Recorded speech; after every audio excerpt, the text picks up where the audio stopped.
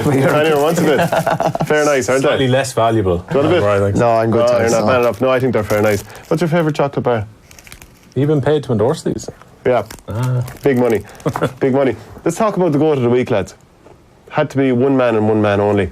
Look at him there. Jerome Cahill. He's outstanding, wasn't he? Scored 2-1 for the Tipp under-20s against Wexford under-20s. 8-16 to 115. It was crazy kind of a game, wasn't it? I can't remember the last, Tipp obviously got the 7 goals against Waterford in the Munster final in 2011, but in a reasonably big game, I can't remember that amount of goals going in a long, long time. Do you remember, wasn't it Dublin against Watford in a minor All-Ireland semi-final, maybe 2011 or 12, it was 6 goals to 4 goals? Yeah, you could be right, actually, yeah. And in fairness, Tipp and Galway hit a stupid amount of goals against each other in a minor semi-final a year or two ago as well. I think they did. Jeffrey Linsky's side, but it's mad enough. Yeah, but it's just once the floodgates opened, it's just they were just. If I was named Cahill, I'm sure he would have loved to say to the boys, "Will you please stop going for goals and and blowing us up here." Yeah. Dublin 6-19, Waterford 5-13. That was back in 2011. Let's see who got some of the goals there. 4 goals and 2 points for Cormac Costello. Yeah. As little as 1-6 for Kieran Kilkenny. And you and Matty here last week. Wasting their time as footballers. Yeah, what would take you on to the next level there with the Dublin Hurlers? Yeah, maybe half the football. And Conor Callan. Yeah. We have to talk about a special burger that was released down in Watford. This is something you were very interested in now, Michael. Talk to us. Yeah, no, I thought this was interesting. My sister was actually down in Waterford and she sent this on to me. She thought it was hilarious. And I thought it was a good idea, a good kind of thing as well. It's a good way of kind of selling a burger or something like that. If you look down through all the names, Seamus Prendergast Chicken Goujon Burger, Dan Shalaton Salad Burger. I don't know if Dan would be a big salad burger man, to be honest with you. Ken McGrath House Burger, the John Milan Burger and the Aussie Burger of the Year. For us at least. And I just thought some of them were really, really interesting. Kind of got me thinking what would happen if there was the Offaly equivalent or something like that. What would it be? Well, to be probably a double quarter pounder anyway to start with. I was thinking of Tipperary one, John Carroll, the beef burger. Yeah, that's not bad actually, in fairness. Yeah. What would we have I reckon you're getting a Yabba Dabba Dooley burger in there, probably. Yeah, if there's some way you can get a rhyme with burger in there or something. Yeah. Premier beef. Premier beef. Premier choice beef, as well, yeah. The Lar burger. That's brilliant, actually. That's better than Wow Burger. That is actually. It's quality. I pay that the second you get out of the room. Just looking at some of the results from the weekend. So I said the Tipp under-20s beating the Wexford under-20s 8-16 to 115. Cork 116, Kilkenny 13 points. So that means the under-20 final is going to be Tipp Cork again. So that's amazing that there's 4 finals in a row between the last under-21 season last year and the under-20 season this year, the first under-20 season. They're all going to be between Cork and Tipperary. So we'll talk about it a little bit more later on. Neither of you two were here last week when we were talking about the All-Ireland semi-finals, Tipp beating Wexford and Kilkenny beating Limerick. So we're going to go into those as well and look forward to the finals. But Enda Rowland, we have to talk about Enda Rowland, the Laois goalkeeper. For anyone who didn't see it, we've got a video coming up here, Will, and you might talk us through it. Yeah, I think this was captured by Laois Today last weekend. It was the first round of the Laois Senior Hurling Championships. So Enda Rowland here playing for St. Nazarian's Abbey Leaks. Now it takes a bounce before it goes over. It's not like it goes directly over. And now this is the Camross goalkeeper from play. Similarly enough, from the Abbey Leaks end, just absolutely bombing it down. And that one carries all the way over the bar as well. It's just 2 remarkable scores. But for Rowland particularly, and we talked about his scoring exploits during the year and the fact he's gone over 50 points now for Laois. There is a score from play that has to be well over 100 metres of a puck. And I know you've had an issue with the slitters, but it's still one hell of a hit from Rowland to get that into the... it bounces around the square before it bounces over the bar. So he's carried a long way. Serious strike, in fairness. I was only chatting to Ger Cunningham a few weeks ago, actually. He actually put a ball wide from a puck out with the old slitter. Really? Which is phenomenal. Now, he had an unbelievable hell of a tailwind. It wasn't mad big, but he had a serious slap of a ball. Whereas now, I do wonder, a lot of the time, it's not even 100% effort going into them, and they're just going the whole way, which I just think is bizarre. Well, think about Seamus Callan in the Munster final. Wasn't there a puck out from Brian Hogan that bounced inside the 14, he flicked over the bar. James Skettle was hitting the 14 last year, I think, for Galway against Wexford, down in Wexford. So I think it'll possibly come to a point soon enough where they have to look at the slitter. I don't know, is it is it making it heavier or actually even making it lighter still, so that, you know, the way if you hit one of those balls when you're young, like the little super balls, that the wind kind of, it can't actually travel that far because it's too light? Yeah, it won't stay true if you hit it like that. Yeah. That could be a bit of a disaster. Whereas if you do make it a bit heavier, I don't think you have to slow it down. I don't think it'll slow down the game unbelievably or anything like that. But just putting a bit more weight on it, like the game was brilliant back in the 90s, 2000s, and like you still have, everyone's like more physically developed now, and I understand that, and maybe they are able to hit the ball a bit better and techniques a bit better, but by just making the ball a small bit heavier, I don't think it's going to slow down the game significantly. But watch for something else that I think is definitely coming in hurling's evolution, which is the advent of the fly goalkeeper. You see how often that, let's say, if you're an attacking team and you're up against a team that are probably better than you play with maybe one up front or two up front. As soon as you lose possession, the goalkeepers are going to start running out past the 21, out the 45, become an option for during play. I think it's going to happen. Look at the likes of Owen Murphy. He's designed for it in Kilkenny, Stephen O'Keefe, Anthony Nash. I think that's coming, and I think the goalkeeper is going to change with that too. Well, like you say that, like Stephen O'Keefe scored a point from play last year in Munster, Alan Nolan scored one from play this year. Yeah. So like, it's definitely is something that's happening. I can just see it as even that second point there. Nobody went to push up on the keeper because you kind of think, he's just going your back for the ball. He's just going to launch it, or bodies start going the other way. But if teams start realising the keepers are going to make themselves an option, then it'll get more interesting anyway. I just think the sliotar is a small bit too light. Interesting point as well, the fact that like so many outfield players are now converting into goalkeepers late enough in their underage career as well. Like if you look at, like I remember when Brian Hogan was in school and playing for Laura, he would have played out the field, centre half forward, and then went to centre back, and then ended up in goal. You know, Owen Murphy's obviously a very accomplished outfield player as well. Both are going to keep goal now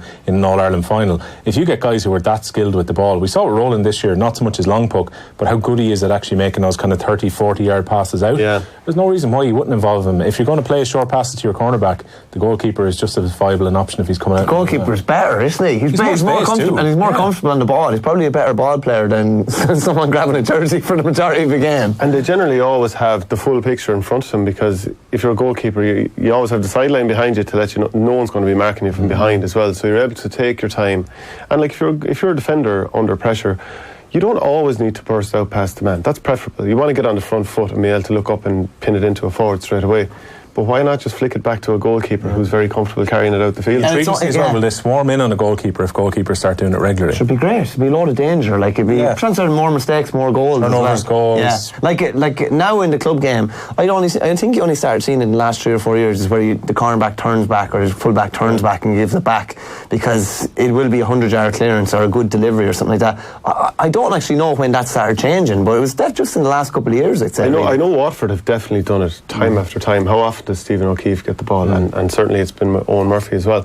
Can we talk about the puck fada as well? Your own county man is after retaining it. Two of them finished in the top two lads from the same household, Keelan Kiley and Cathal Kiley, finished in Kings of the Mountain last weekend. It's remarkable for Keelan, because he's been really consistent in the long puck as well, because he won this at under 16 level and then went on now to win a couple of senior titles as well. And like, he seems to be a very good advocate. I know you talked to him ahead of the puck fada as well for the actual competition. He was talking about how he used to admire how good lads like Brendan Cummins were, and he used to go and watch the puck fada, and now here he is being extremely successful. But it's his brother he's probably going to have to watch out for most, because I heard the two lads talking after it on Sunday, and they were saying that Cathal actually thought he'd won the title. Another previous under 16 winner, Cathal thought, I'm in, and then Keelan wins it with the very last puck on his own run around. So I'd imagine now there must be some good arguments in the back garden they would have had pucking a ball. The pictures that came out for the promotion of it were brilliant, where it said the mother and father separating two of them and stuff like that. Like stuff like that is great, like, because it's a rarity, really, isn't it? And the dad was following Keelan as well, so I'd imagine there was a bit of an argument there as to who's going to go around with who.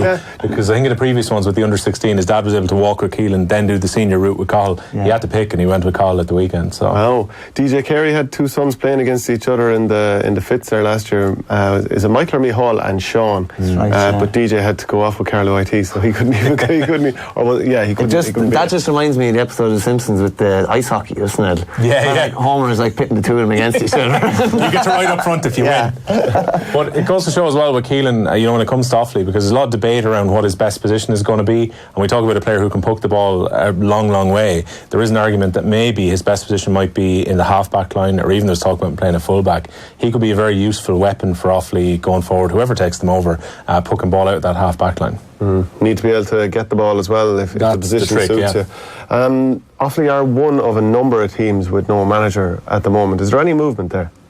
I haven't heard diddly squat. No, heard very little now, to be honest with you. Of course, Joachim Kelly finished the season as manager as well, and of course there's been consternation with his club, Coolderry, since as well.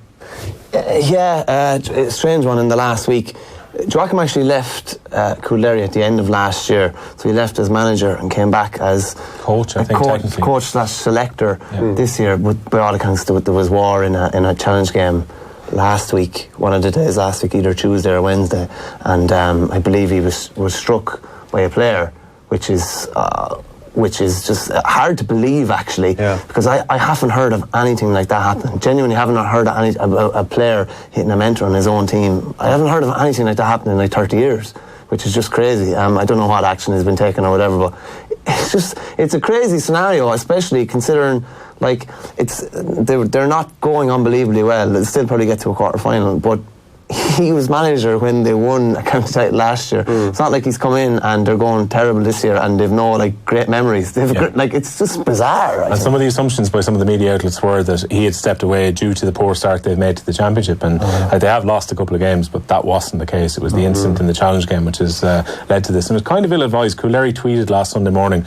that Liam Hogan will be taking over for the rest of the season. Now I think they've eventually taken that tweet down because there were plenty of people criticising it underneath it, that there was no comment made on what had happened during the week, and I think particularly it rankled a lot of people in Offaly, with Joachim being an Offaly legend and what had happened as well, so it's pretty unsavoury. They do have a battle to make the quarterfinals of the championship, but you would imagine they're out again this Saturday.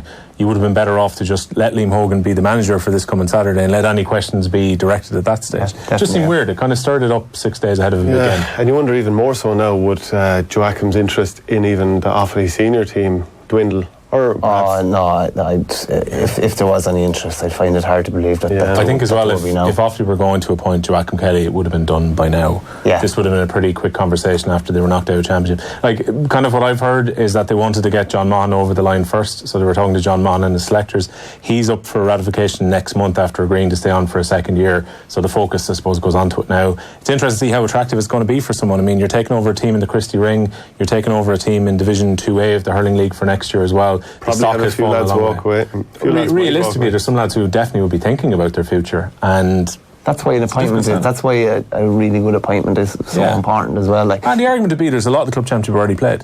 And when I spoke with Keelan Kiley a few weeks ago before the Puck Fada, his big thing was look what happened with the likes of Laois. You get a figurehead in there who's obviously pretty modern as well, and that kind of gets people in behind you. And even Eddie didn't get everyone he wanted in from the get-go as well, but this is a crucial appointment for Offaly. Get this wrong, more lads walk away, and you continue to fall off the cliff edge, because who knows, maybe you can fall further. Yeah, but certainly you shouldn't be at this stage. And on the flip of that, get it right, and you see how competitive Laois were within a year of getting it right. Do you know what I mean? Let's talk about Cork then as well. We didn't get a chance to talk about that last week. John Myler, he has stepped away after 2 years. The first year, really, really good. Won Munster, got to an All-Ireland semi-final, up 6 points against Limerick late on. I know there was a bit of a collapse. Still in all, that looked like right progression. We're right there. But then this year, ended up in a relegation playoff in the league, which of course there is no real relegation. They got third place in Munster, losing comprehensively to Tipperary, and poorly enough to Clare, I would say, and then just fell away against Kilkenny. Really disappointing. So does that kind of suggest the end of a natural cycle when you lose in that sort of manner? Yeah, I mean, that second half performance against Kilkenny was particularly disappointing, because particularly, I think within about 9 or 10 minutes of the second half, it was very clear, with plenty of time left in the game, that it was game over for Cork on that day. And like, the inconsistency they've had in some of the big games, particularly this year, like, you really didn't know what Cork you were going to get. And if you were going to say that a team were going to be, say, progressive and build on the couple of Munsters they'd won recently, you would hope that at least they'd be hitting a common level, at least in these big games, which we didn't see. I think a lot of Cork people were disappointed with just how they ghosted out that match against Kilkenny, because at the very least you're expecting an All-Ireland quarter-final. You got to at least push that right till the very end. They didn't know what their team was. Like, coming into championship, 1 week you had Tim O'Mahony starting centre back. Mark Ellis was sitting up in the stand. The next week, Mark Ellis, who went and played a Gaelic football match for his club that evening, then he's centre back. Then Tim O'Mahony's midfield. Then Dara Fitzgibbon is centre forward. And it just felt like they never knew what their team was. Yeah, it was strange like that. And what Will says is right, like, as well. if you have a graph and you're able to keep it like steady, and at least they might be winning every game they play, but they're playing to a consistent level, you think I can build for next year. But if you're in All-Ireland semi-final, should have been in All-Ireland final, and then you drop to up, down, and you don't really know what you're going to get in a given day, then you're kind of starting again for the third year. That appointment is massively important. I believe Kieran Kingston is odds-on favourite at the moment. Apparently to come back. his work situation is now that he might be able to do it again. There's a lot of talk about Pat Ryan. I think he's had some health issues in the past that he might be in a better situation. He was going to be Waterford manager by all accounts last year until some health concerns and that kind of took him out. Very well regarded, I believe. He's a brilliant midfielder. He played with Sarsfield since he was about 40. He was class. Again, he used to have the old chin strap around the helmet. Again, the Black Cooper. But it'd be interesting to see what sort of appointment. There's a lot of ex-players been thrown out there. Ben O'Connor obviously had success with Charleville. They were in All-Ireland Intermediate semi-final or final this year. Final, I think. Dermot O'Sullivan would have been with Kieran Kingston before, so you'd imagine if Kieran Kingston is involved again, that he will be back again. Pat Mulcahy has had good success with CIT and kind of served a good apprenticeship there. I know Don Logue's a name that we talked about before. Obviously, he was involved with Clare. So, you could possibly have a dream team of 3 or 4 lads with Kingston as a figurehead. It's hard to know. There are a lot of names there. I just don't know. I know I said this before about the big names when I refer to Dougie Howlett. I'm not going to go down that route. But big names for the sake of big names, I don't know about it. Have you done enough tangible work to... It's different if they can contribute, though. But this is the thing, unless they've got tangible kind of proof behind them, why bring in a big name? Yeah, no, I wouldn't disagree. If whoever the manager is or whoever's going to be involved, I'm sure they'd be happier to have 3 lads with a lot of experience and know-how at inter-county level, management level or coaching level, rather than a big name. And without being smart, a big name could be divisive within a setup as well. If it's a big personality who maybe could overshadow the manager, so to speak, then as well. So it's an interesting kind of demographic there. You hear some people talk about, because Donald Cusack and Derek McGrath are in the Sunday Game panel together, and obviously we'll talk about the article you did about what went on in the Sunday Game last week. Imagine the idea. I couldn't imagine the idea of Derek McGrath going from where he was as number 1 in Waterford to being number 2 with Donal Logue, and I can't imagine Donal Logue being wanting to be number 2 in his county. I could see Derek McGrath being a number 2 somewhere. Really? Yeah, no, I could, because he's a coach first and foremost. Almost like Stephen Rochford was a coach first and foremost, and then was a manager. Do you know what I mean? Like when he was at Corofin, he was a manager. But at club level, particularly 4 or 5 years ago, you were a manager / coach. Yeah. And coaching was what he really enjoyed, and he said that. Derek has kind of said that as well, but when you become an inter-county manager, you kind of have to step back from that. Even though I believe James Horn with Mayo is still fairly hands-on with the coaching, which is kind of good to see. If you're a good coach, you should probably remain a good coach. But it would be interesting, for, obviously the Waterford job is vacant now as well. And potentially the Wexford job as well. There's a few there that could be very interesting for Derek McGrath. Well, first off, you did an article about... there was the talk about justifying sweepers, and then the talk of the last remnants of the British rule and all this kind of stuff. I'm not even trying to make fun out of it at this stage. I mean, I had my speak on it last week. You went in hard, and we'll get your thoughts on it as well. You went in hard with an article in the Independent. Yeah, no, it was the Tuesday after. No, I just thought it was mad. We were after watching an All-Ireland semi-final, an unbelievable contest. I don't think anybody was talking about sweepers after. No. I know I certainly wasn't. Any conversation I was involved in, and with several different people, it was nothing to do with sweepers. I never saw a mention of a sweeper online, anywhere, and like that. I just thought it looked like kind of self-justification almost of what Derek had been doing with Waterford. I don't think he needs to justify what he did with Waterford. He got Waterford to an All-Ireland final. I don't think there's a need to keep talking about sweepers and keep talking about what he did or anything like that. I don't think there is anymore. I personally would just love to see analysis of the games. When they do analyse the games, the analysis is quite good. Don Logue's comments about John Bull and the last remnants of British rule and that, I'm not sure where that came from. It kind of smacked of...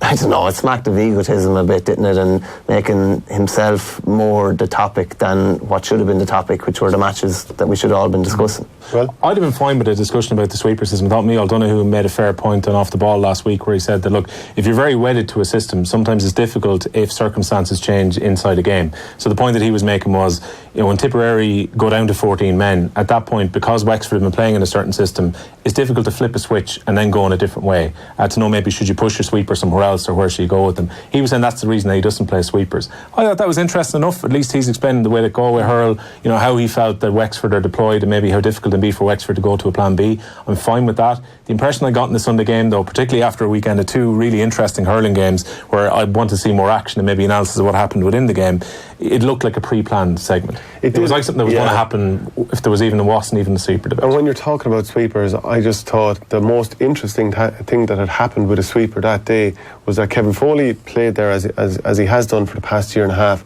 Every time Tipp had a puck out, he ran out to the left wing back line and picked up Michael Breen and then ran back to sweep as soon as the game got going again. I thought that was the interesting evolution, and that was the thing we should have been talking about rather than looking back to 2 and 3 years ago. Which is fine, because that's game specific. Yeah, that's what has happened. And it's interesting because it's evolving the whole time. Yeah, and even the Tipp goal that was disallowed was really interesting. I don't know the Kevin Foley foul out at the 65 under the Hogan stand end, but he turned his back to the free and Noel McGrath took it, and because he wasn't there, Tipperary got a goal because he was trying to run back into position, and that's, I suppose, how maybe the effects that a sweeper can have if he's drawn out of position. That's the stuff I'd love to talk about and be analysed more. Like, I know a lot of people would say that in the last 20 minutes maybe Wexford tired, and perhaps they did, and maybe even that manifests itself in a load of small ways, like forcing you to go along with your puck outs because the defenders are so tired from, you know, marking their men so tightly and trying to get out in front because you have the sweeper, that they're not running to the corner flags anymore looking for the puck outs because they're like,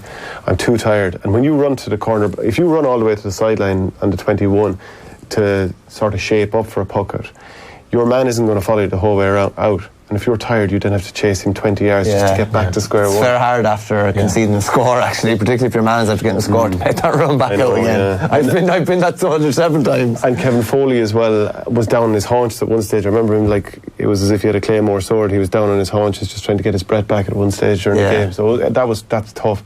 Pádraig Fanning then. He hasn't been replaced just yet with Waterford.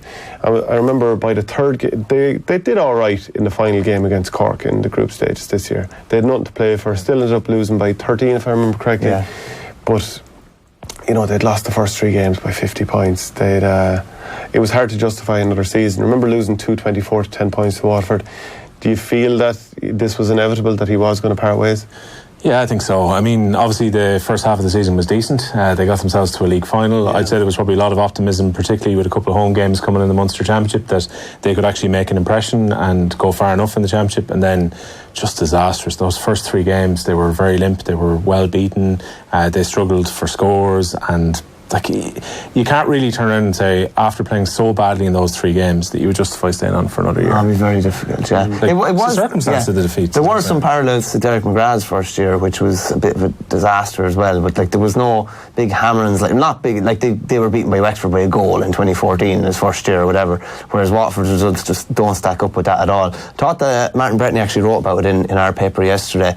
The last line of Pádraig Fanning's statement was kind of interesting. It was kind of like, I hope the Waterford County Board or whoever put the correct, you know, structures or processes in place to get Waterford back or whatever, as if to suggest they weren't there, that they weren't there when he was there or haven't been there, which I thought was interesting as well. Like, who goes for that job? Or who takes over in Waterford is another interesting one as well. Like, if you look at the type of player they have an awful lot of small, nippy, skillful kind of guys. Clare would have an element to that too. Kevin Moran is probably hitting 32 or 3. Still a really good player as far as I'm concerned. And I think when your team looks as disjointed as it did, you're going to get exposed in one-on-one situations. I think most lads are. Brick, he's 36. He'll be 37 next season. Will he want to stay on? And there's a few other guys that maybe they're not quite at the age where they're thinking of walking away, but there's a few lads who their prime years are going to slip away very shortly. There could be a cull, a new manager coming in, particularly if it's they had a cull a couple of years ago. You know, like 4 years ago they had a cull. It just seems a bit extreme to have one. Yeah, there are a good few boys that have been around the panel for 4 or 5 years that have like played bits and pieces. Like say there's 6 or 7 lads that have come on in games or that, but they've not been. I'm not going to name any names, but there's lads that have been starting and then have been off for a long time, and it's like that. If an outside manager were to come in, I wouldn't be surprised if there was a lot of new faces there, a lot of maybe chatting John Milan, he thinks there's 7 or 8 lads in the club scene that should be in there, and he said that the panel is too stagnated and almost it's harder to get off the panel than. How come those lads weren't going in, or what was happening? Yeah, I don't know. A lot of them, a good few haven't been called in by all accounts from what he was saying. But it'll be interesting there as well. Like, and moving on as well, like Clare's situation is not far from certain as well, whether the 2 lads are going to stay on either. Like, there's an awful lot, and the football is the same. There's an awful lot, like the merry-go-round is mad. Like, you just don't know. There's a lot of vacancies to fill. There could be a few more vacancies yet in the next couple of weeks as well, you know. Let's look at the referee for the All-Ireland final has been named. It's James Owens for a 2nd year in a row. Happy enough with that? Safe bet after everything that happened in the semi-finals. Yeah. I think if there was betting on it, he was absolutely nailed on. He was nailed on to get it, because they just don't. There was too much controversy. In fairness, I can't recall any controversial really decisions or anything he's involved in. He's a very, very safe pair of hands. Look, it's an impossible game to referee. You're not going to get everything right, but I think probably too much did go wrong in those semi-finals, too many decisions. I felt he was nailed on as well when he wasn't getting an All-Ireland semi-final as well. There's often conventional thinking that someone doesn't do a semi-final and then the final. So definitely I think in the GA's mind they probably had him lined out from at least the quarter-finals, and then when the semis had so many controversies in both games, there was no chance it was going to be either of the semi-final refs. Paul O'Dwyer is actually the standby referee. He refereed a challenge match we had last week, and early on in the game he gave a free against me. It was unfair now, Pat, but no, he gave a free against me, and I said, well, I didn't do anything, and he says, you pulled him, and I said, sure, why don't I have my hurling in my hands? And he said, because you were using your hands to pull him. But so we've got an interview coming up now with Liam Sheedy, so let's see what he has to say. I've just seen that James Owens has been appointed to be the matchday referee. When we talk about structures, and you just mentioned about hurling and how it's been tweaked and you think it's better, and I don't want to make this personal because I think no referee goes out for having a bad day at all. What would you suggest, or have you any thoughts about what would make life, I don't want to say easier, but perhaps make it a bit more simple for them to officiate to the best standard that I'm sure they want to do? Look, it's a tough job. The man in the middle has probably the toughest job of all. But I've no doubt James Owens will facilitate a really, really good final because there's 2 teams coming in that will be hell bent on playing hurling and playing it to a really high standard. So I think he'll facilitate a really good game. And look, it's never an easy job. But I don't think 2 referees is the answer, because ultimately you might have a different style of refereeing one end of the field versus the other. So look, I think it's something that needs to be ongoing looked at, because ultimately you want to ensure in any sport that the best team always wins, and the referee has a role to play in terms of facilitating that. So, but our game of hurling moves at breakneck pace, and how they keep up with it is beyond me. But look, as I said, there's loads of technology, there's loads of things coming down the tracks. Who knows how it can change or evolve? But ultimately, I think they deserve great credit, because I think as a volunteer, they have the hardest job of all is the referees. So, do you feel perhaps that technology might be the way to go? Again, like you said, albeit with that caveat that it's hurling and it goes at such pace. I myself can see you wouldn't want VAR to be interfering so far anyway. No, but at the same time, I suppose we do have to wait 20 or 30 seconds for where our ball has gone over the bar or not. If there's a contentious decision, is it worth having 2 qualified referees upstairs having a look to say yes, you got it right, or no, you didn't. There's a lot of stoppages in play. The ball is only in play for 22-23 minutes of a 35-40 minute half. So look, I think everything should be on the table. Ultimately, it's all about facilitating. The players put in a massive effort, so you just want to make sure that the result is the right result in all instances, and that it hasn't hinged on an incorrect decision. And I suppose that's where we see with Hawkeye, you now know, well, look at the ball is either over the bar, and if it's not over the bar, you won't get to score. So I think let's see what the future brings, but there might be opportunities to do some further tweaking down the line. But ultimately, that's not going to impact in 2019. It's James Owens is the man, and I can tell you, I think it's in safe hands. I think he's a very, very good referee, and I'm sure he's looking forward to refereeing what will be an epic contest. Yeah, that was Maura Trassini Callig with Liam Sheedy down at the Horse and Jockey yesterday. Is there a more interesting named parish than Horse and Jockey, actually? Lots of quality, isn't there? There's some great ones across the country. Actually, do you know what's one of the best? There's a load of really good club names. I might have mentioned this before. There's a junior hurling team down in Kerry called Ladies Walk. Jesus, that's unusual, yeah. There's a place in Kilkenny, Blacks and Whites. I'm a big fan of that one, I have to say, yeah. Because the name of the parish, people generally can't pronounce it. Okay. It's Augustine. Oh, that's right. Yeah. A couple of things, anyway, to pick up on what Liam said there. The technology being right 100% of the time in terms of the Hawkeye. I really still wonder about the point that Brian Hogan pulled down from under the crossbar. Not that I have any issue with the fact that it was given overall or they went back. The fact the sensor made it look like it was 4 yards behind. Yeah, so I'm wondering, right, so the score was given, fine. But was it Brian Hogan's hand that it was kind of, you know, I mean, is that what it was sensing, or was it actually the ball? And how could it differentiate between the two? Yes. And if a hurley goes up behind as well, I don't know that it can. Yeah, I'd love to talk to someone about it, or if there's anyone from the GAs listening, they could give us a tour of Hawkeye and how to use it exactly. Like it was a worrying graphic, and sometimes you see on the graphic as well, like remember we had the famous incident where the football settings were still on, right, yeah. And it didn't look like a sliotar could have went through, but Limerick Galway Miners, yeah. It's kind of, sometimes the graphics don't look entirely representative of what we've seen. I'm not sure whether the sensor and the technology is actually a lot better than maybe what we see on the TV, because I know that BT Sport argued that last year with the VAR decisions, that sometimes what you get from the broadcaster isn't exactly what the referee is looking at. But I wonder, is the assessor, when they look at that, particularly the Leach-in Brian Hogan point, like, have they seen what we saw on the TV where it was showing a green line at least 2 yards behind the bar? And as well, like if your hand has the sliotar in it, there's a couple of inches there of your hand, of the width of your hand, and the whole ball has to be over the crossbar. It's an interesting one. Definitely didn't look as clear, obviously, as clear cut as that made it look, or as clear cut as when it definitely was a goal last year when Austin Gleeson carried it over the line. But what about two referees on the field at one stage? I think that's a complete no-no, because if you, I think it's an impossible game to referee, of course. At one end of the field, if you had a referee who was very fussy, any tug of the jersey at all, and he's given a free in, and you could have Brian Gavin at the other end not blowing, even if it was a funeral. Yeah. So you just couldn't really have it. We were chatting off air. It's like team teaching in school or something like that. If you have two teachers that are, you know, very, very like-minded, similar kind of values and stuff like that, the class will go off smoothly. No two people are the same. People are going to be different. So just to say, you had a Cottle McAllister one end, who I love because he lets absolutely everything go. And then you have something a lot more finicky at the far end. Like, it's basically two different games in two different halves. Two completely different games in two different halves.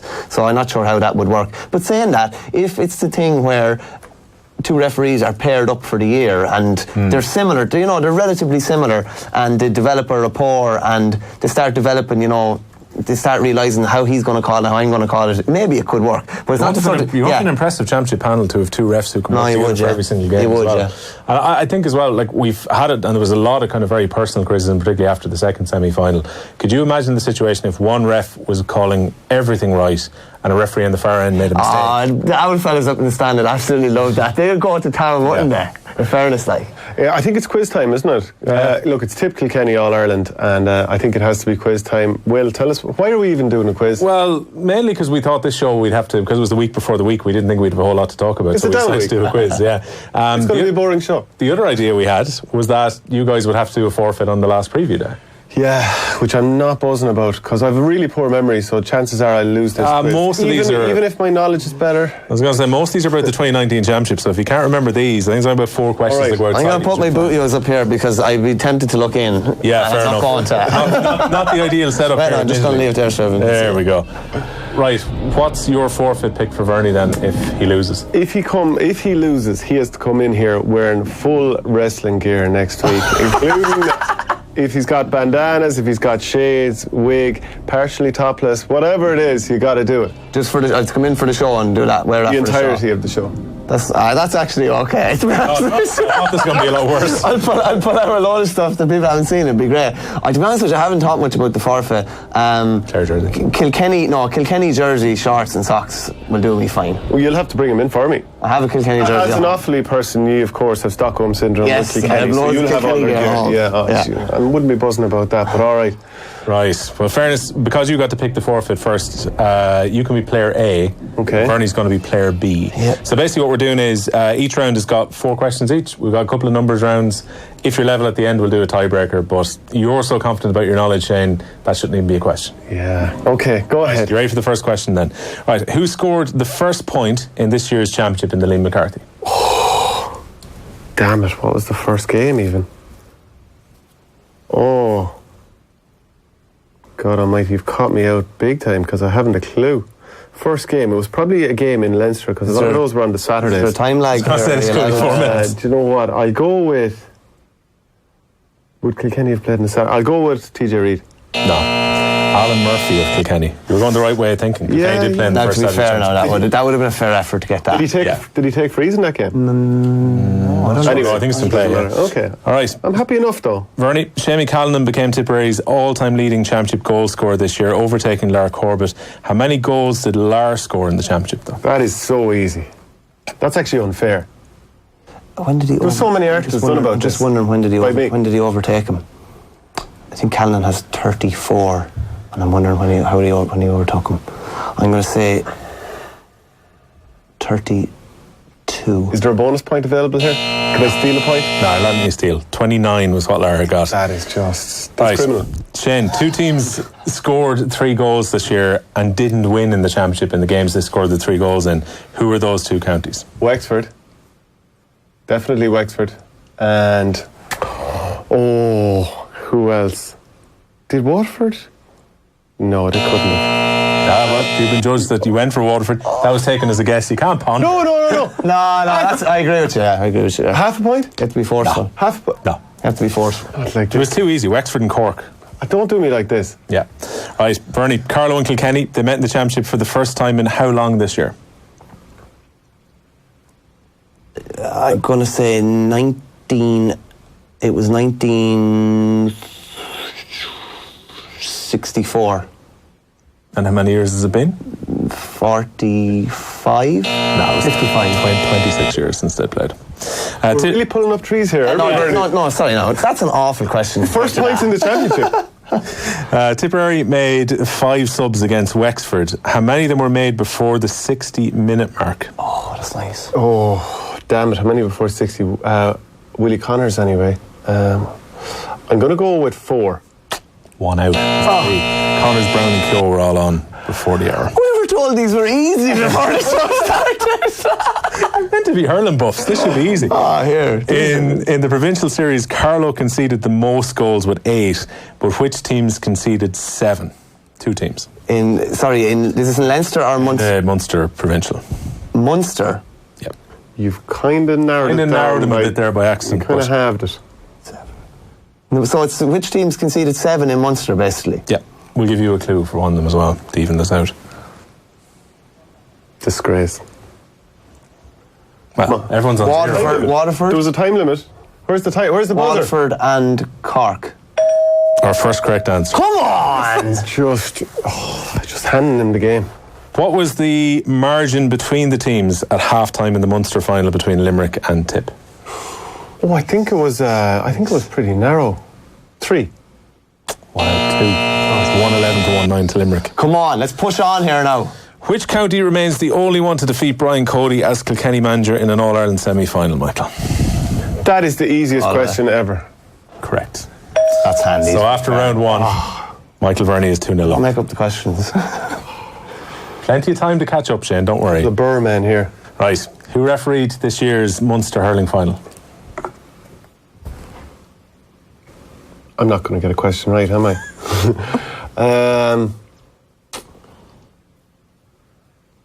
James McGrath? It's not a panel anymore. That's disgraceful. Who refereed the Leinster Paul final? O'Dwyer, who he was only complimenting a few minutes ago. Right, who refereed? I was criticising him. Michael Verney, who refereed the Leinster hurling final? For some reason, I get the feeling it wasn't a Leinster referee. Colin Lyons? No, it was John Keenan. This is not. That's poor now. This is I'm a shambles. half Wicklow man. That's poor out of me. Full Wicklow. Who did you last play county for? Wicklow. Yeah. Christy Ring semi-final. I won't ask you how that went. Which team this year, Shane, suffered their first home championship defeat since 1949? Kilkenny. Correct. You're on the board.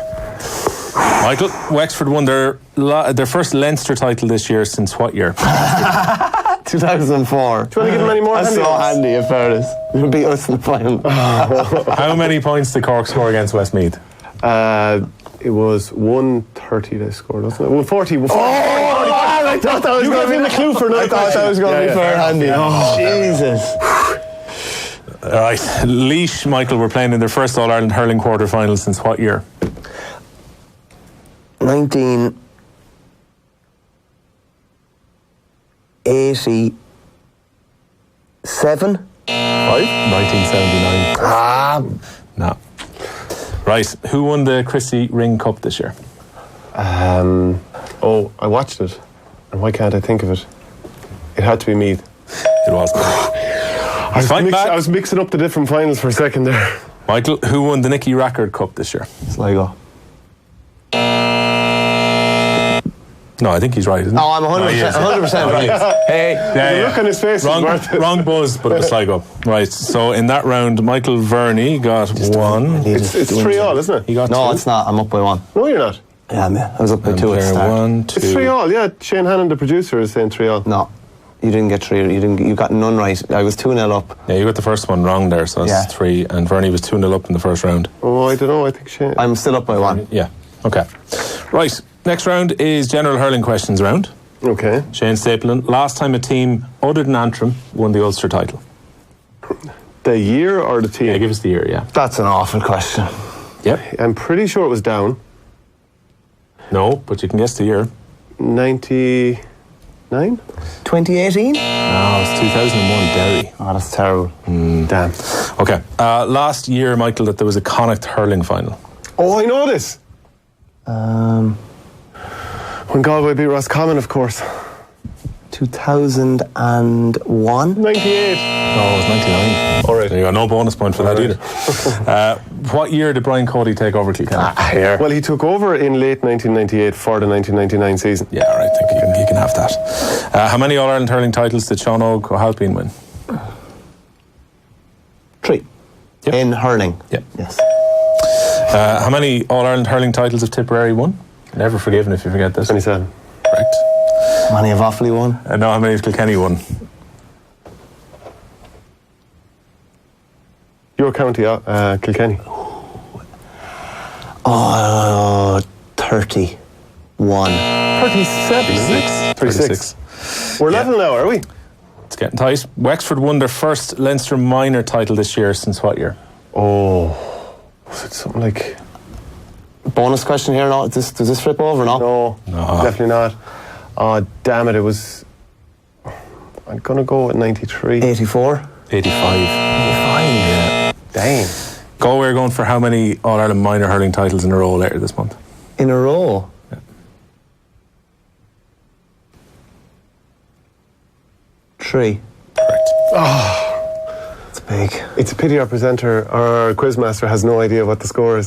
That's the problem. I think I'm still up by 1. Yeah. I don't think so. I think it's level. Right, so Michael Verney won the first round 2-0, right? Yeah. And then it was 3-2 to Shane in the second round. Yeah. So that would leave Michael was 4-3 up after the first round. And then in the round just gone by, Shane got 1, 2, he got 2. And Michael got 1, 2. So he's still 1 up. Come on. 2 questions left. You are. There you Okay, go. come on, let's do this. These are the number rounds, and you're going to get, basically you're going to get a couple of questions each in each round. This okay? is going to be a disaster. Yeah. Right. So, TJ Reid is the championship's top scorer with 5 goals and 72 points, so 87 points total. Patrick Horgan is in second, but how many points is he off TJ Reid's total? Dahi Boland wrote this round. That is an absolute joke. I'm just going to pull it out of the hat. 4. Correct. 762, he's 4 points behind. That's unbelievable. Jeez. Right, we're level now. Michael, Colin Fennelly has scored how many points in total from play in this year's championship? How many points? Yeah, we're going to add the goals and points up here. Oh, it's goals and points? Yeah, it's a score in total It's not that much. from play. 13.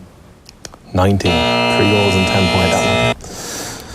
Okay, so Cork had the biggest winning margin in this year's championship against Westmeath. What was the margin of score that they won by in the end? Does this transfer over? No. Here. I think it was... Just going to the lead. I have a feeling that Westmeath scored 20 points, so 23. Correct. Oh, Yeah. Stapleton goes 1 ahead. Michael, in I'm this year... getting my wrestling gear out. I might throw this just to make sure I wear it. Make sure you get to wear Macho Man Randy Savage gear. In this year's championship, not including the Joe McDonagh, so just in the senior championship, how many games were there no goals in? No goals.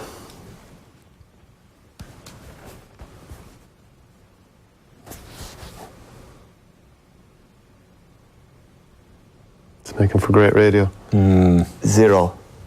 One game, Galway and Wexford, 16 points 16 apiece in apiece, Leinster. This is good. Shane Stapleton is Good. one ahead going into our final round. Okay, let's do it. This is the numbers round again. To the nearest minute, at what time was John McGrath sent off against Wexford? Oh, he Did you do a report on the day? Worrying if he did, doesn't get to the this. nearest minute. So it's so I have to either round up or round down depending on the Exactly, second. I'm going to go 45. 45 is correct. Oh yes, is that the Two W? up. Am I goose? No, you can still get the last two right. We're in a penalty shootout situation now. I thought we were going to get how many goals did Tony Dorn score or something like this. 34. How many goals did Tipperary score this year that weren't scored by Seamus Callan? Lads, let's go back through every game. Jason Ford has 2. John McGrath has 1 at least. Lads. Pull it out of the hat. 6. 4. That's it. It's over. Scored 11 in total. Do you want the last two questions anyway? I'll throw them out quick. Are we going to can we double down on this or something?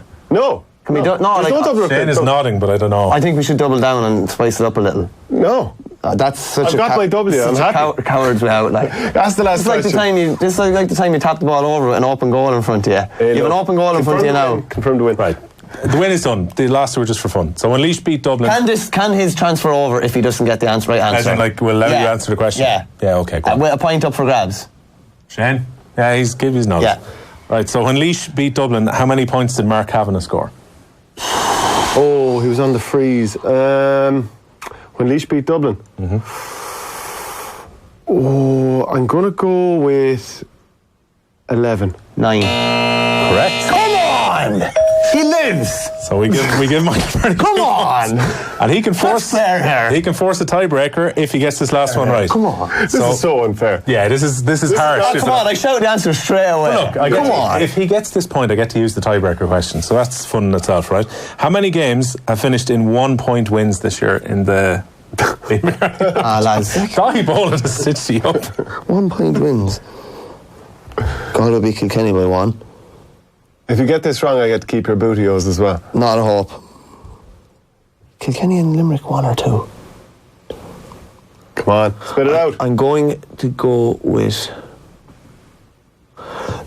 I only know of one that ended in 1 point that I can think off the top of my head, so I'm going to go with 1. It was 3.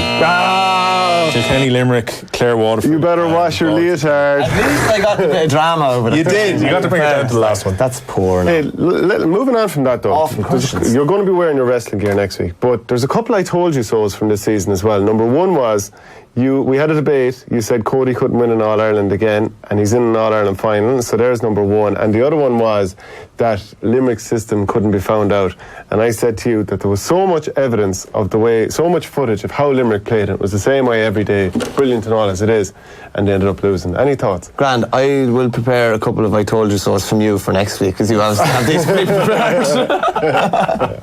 I think the correct answer is say, look, if they lose the final, I was right. Yeah. Well, isn't it amazing that how Kilkenny have changed as well? Because after the league, the regulation round of the league, and of course they were missing the Ballyhale players, and if you're without TJ Reid, you're without your main man. But their attack averaged 19.4 points a game, and their defence was averaging conceding 21.2 as well. So it's some turnaround, isn't it? No, it's a savage turnaround. It was interesting to chat to Davy Fitz after the Leinster final, because obviously he was euphoric and everything like that. But he was asked about, the tactics of the game and how tactical it was and all that. And he was talking about his admiration for Brian Cody and all that. And he just said, these boys have changed tactically, something unreal the last 2 years, he said. Just actually an acknowledgement that Cody probably thought that they could always do it their way, and they've had to change, and that's what nearly makes the success even more admirable, isn't it? They've had to go and do things that they've never done before. John Donnelly, we'll just say for John Donnelly, for example, John Donnelly's a brilliant stick man, lovely ball player, and now he's turned into this battering ram wing forward. It's mad. They've just totally kind of revolutionised the way they play. Will we take a quick look at your combined Tipperary Kilkenny 15? Yeah, we can do. Yeah, we'll get it up on the screen. I have one as well.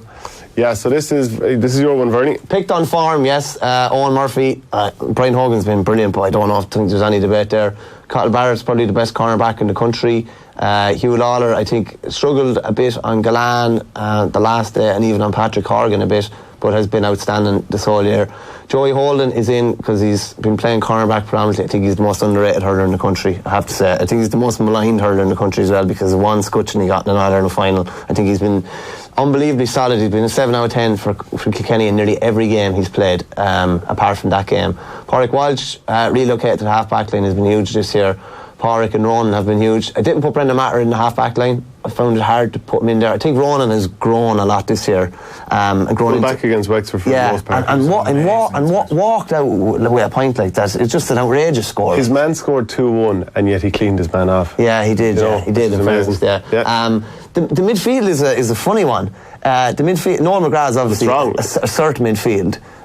Who are you putting in midfield? Like Richie Latty and Conor Brown. Are you picking one of those midfield? Well, I'll come to it in a minute, but you're putting in Michael Breen. Because I put in Michael Breen. I think the midfield battle next week is a strange one, because apart from Noel McGrath, none of the other three are guaranteed starters in the team, which is interesting. I went for Michael Breen just because he's a powerhouse and he's probably the most likely of the three to be playing, I'd say, with the other two from Kilkenny. Walter Walsh when in form, he's unstoppable and tactically offers him so much under the puck out, both ends of the field. TJ, I don't think that needs any explanation.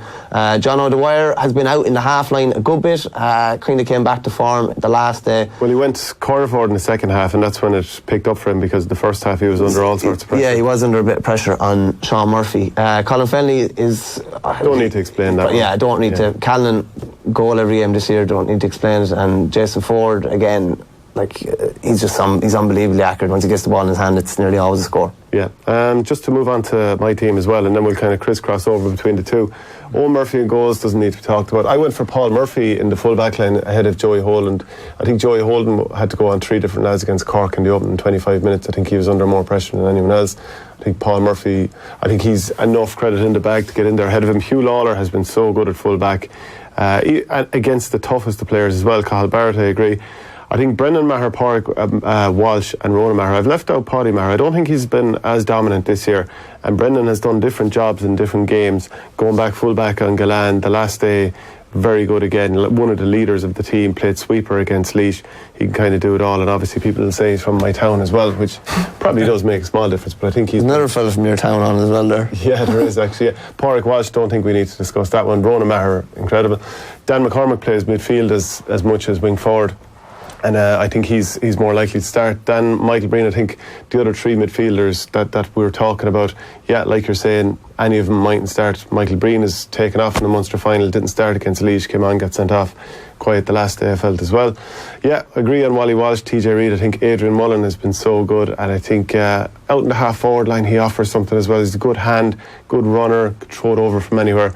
Then Ford, Callan and Fennelly. So there probably isn't a world of difference between the two 8-7 Kilkenny, yours. Yeah, it is, yeah. Is yours, what way does yours go? 8-7. It's the other way, yeah. Yeah, I actually do think that Kilkenny it's a 50-50 game. And I think even the fact that Tipp have lost so many big games to Kilkenny, league and championship over the years, that definitely gives them some sort of a psychological edge. Whereas the two finals that Tipp have won, they haven't just beaten Kilkenny, they've beaten them by 8 points and by 9 points. This is going to be a 7th All-Ireland final between the teams in a decade. Yeah, it's nuts, isn't it? Yeah. Now, you couldn't have said, imagine this time last year he said, Brian Cody's going to manage Kilkenny to an All-Ireland final and they're going to play Liam Sheedy's Tipperary, Yeah. It's bizarre, really. Yeah, and for the neutrals, as insofar as an Offaly person who loves Kilkenny can be a neutral, are you a bit kind of jaded with this Tipp Kilkenny thing? I'm not, anyway. I think it feels rejuvenated because we haven't had it for a couple of years now. Yeah. And we were talking about the new order for the last 2 years and Galway and Limerick getting through and winning All-Ireland titles, and now there's a freshness to it, which wasn't there. There's a freshness to the teams even compared to the kind of, I know you're talking about a decade ago, but... And there it is, 10 years ago. Yeah. That was, what a game that was. He still looks like the Lego man there. Even 10 years ago. Just on, it's funny, Cody, right? Cody wouldn't be, I'm not saying that he's not well liked or anything like that, but when people are used to somebody winning, they tend to have a bit of disdain for them after a while. I'm sick of him winning, I'm sick of that team winning. But it's almost like, and it was something similar maybe with Roger Federer in tennis or with anyone who's dominated. And then they have a lull for a couple of years, and I don't know. I'd love to see Kilkenny winning if for that reason alone. I just think it would be easily his best All-Ireland if they were to win this time around. And part of me is rooting for that. Plus the fact they're playing against Tipp, and obviously don't want Tipp to win All-Ireland, because when Offaly played Cork my mother always says this to me, when Offaly played Cork in '84, they were driving back from Thurles because it was the centenary of All-Ireland, and Tipperary people were standing outside with Cork flags, blowing horns, and basically just sneering us. So that's 2 years before I was born, but still fosters a hatred for. Yeah, well, I think Michael Dyden had something about it in his book as well, with the under-21 All-Ireland that Tipp won in '89. That's right. I think there's a bit of disdain there now, and maybe that's why you've been clawing onto Kilkenny's coat. It's hard to say. We didn't even get to talk that much about the under-20s as well. Liam Cahill could be a second All-Ireland in a row, under-20 and under-21 last year. Dennis Ring has had a lot of criticism for losing finals with the underage teams. Can he turn it around now? The Tipp are favourites rather than Cork. Yeah. And then, of course, DJ Carey, he'll obviously want to bounce back next year. And Wexford, what are they going to do? Losing 8 goals in that game. Mad, yeah. Great win for Kerry in the under-20B as well. The Richie McGilligan Cup. He's, of course, a great Kerry Gale. And I think it's 3 in a row now to have now there as well. Won pretty convincingly as well. I think it was 223-12 against Down. They have a lot of decent young hurlers coming through, in fairness. Onwards and upwards. That's it for the Hurling Show. My thanks to Michael Verney, Irish Independent, and Will O'Callaghan. The Football Fest is going to continue on Off the Ball. There's on Off the Ball Sports Radio. Nathan and Kevin Kilban will be with you, continuing the transfer deadline day chat. We'll be back with an All-Ireland final preview next week, Thursday at noon. We'll see you then. Is OTB Sports Radio. With over 15,000 coolers available to hire or buy, HSS Hire has a cooling solution for every workplace. Research shows staff are happier when there's a